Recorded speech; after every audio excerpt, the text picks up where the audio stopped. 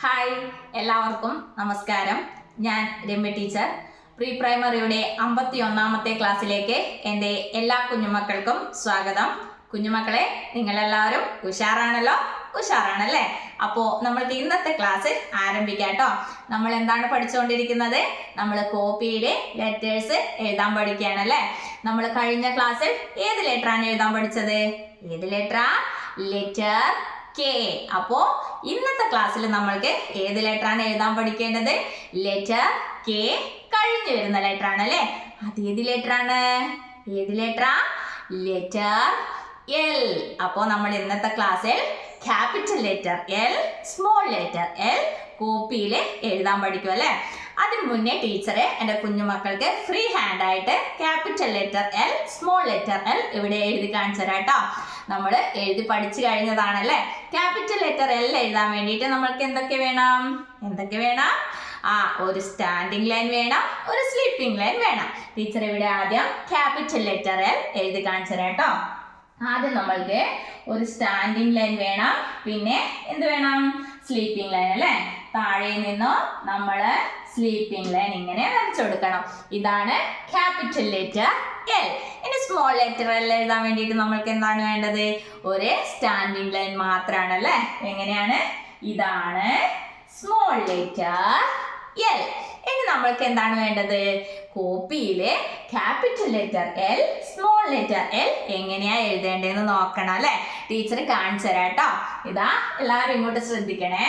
Capital letter L ആണ് നമ്മൾ ആദ്യം എഴുതാൻ പോകുന്നത്. ഇതാ, ആദ്യത്തെ ലൈനിൽ നിന്നും മൂന്നാമത്തെ ലൈനിലേക്ക് സ്റ്റാൻഡിംഗ് ലൈൻ വരയ്ക്കുക. എന്നിട്ട് മൂന്നാമത്തെ ലൈനിൽ നിന്നും ഇതാ ഇങ്ങനെ സ്ലീപ്പിംഗ് ലൈൻ വരയ്ക്കുക. ഇതാണ് ക്യാപിറ്റൽ ലെറ്റർ എൽ. ഇനി നമ്മൾക്ക് സ്മോൾ ലെറ്റർ എൽ എഴുതണം അല്ലേ. സ്മോൾ ലെറ്റർ എൽ എങ്ങനെയാ എഴുതാം?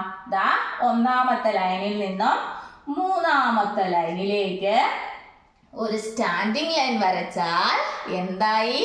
Small letter L. ഇത് ക്യാപിറ്റൽ ലെറ്റർ എൽ, ഇത് സ്മോൾ ലെറ്റർ എൽ. മനസ്സിലായോ? എങ്ങനെയാ എഴുതുക? ആദ്യത്തെ ലൈനിൽ നിന്നും മൂന്നാമത്തെ ലൈനിലേക്ക് സ്റ്റാൻഡിംഗ് ലൈൻ വരയ്ക്കുക. എന്നിട്ട് മൂന്നാമത്തെ ലൈനിൽ നിന്നും ഇങ്ങനെ സ്ലീപ്പിംഗ് ലൈൻ വരച്ചു കൊടുക്കാം. ഇത് ക്യാപിറ്റൽ ലെറ്റർ എൽ. ഇനി സ്മോൾ ലെറ്റർ എൽ എങ്ങനെയാ വരയ്ക്കുക? ഒന്നാമത്തെ ലൈനിൽ നിന്നും മൂന്നാമത്തെ ലൈനിലേക്ക് ഒരു സ്റ്റാൻഡിംഗ് ലൈൻ വരയ്ക്കുക. അപ്പോൾ ഇത് സ്മോൾ ലെറ്റർ എൽ. ഇനി ടീച്ചർ ഒന്നുകൂടി എഴുതി കാണിച്ചു തരാം. ക്യാപിറ്റൽ ലെറ്റർ എൽ എങ്ങനെയാ നമ്മൾ എഴുതിയേ? ആദ്യത്തെ ലൈനിൽ നിന്നും മൂന്നാമത്തെ ലൈനിലേക്ക് സ്റ്റാൻഡിംഗ് ലൈൻ വരച്ചു. പിന്നെ ഇവിടുന്ന് മൂന്നാമത്തെ ലൈനിൽ നിന്ന് നമ്മൾ സ്ലീപ്പിംഗ് ലൈൻ വരച്ചു കൊടുത്തു അല്ലേ. ഇത് ക്യാപിറ്റൽ ലെറ്റർ എൽ, ഇത് സ്മോൾ ലെറ്റർ എൽ. അപ്പോൾ എൻ്റെ കുഞ്ഞുമക്കൾക്ക് capital letter L, small letter L എങ്ങനെയാണ് കോപ്പിയിൽ എഴുതേണ്ടതെന്ന് മനസ്സിലായോ? മനസ്സിലായി അല്ലേ? എങ്ങനെയാ?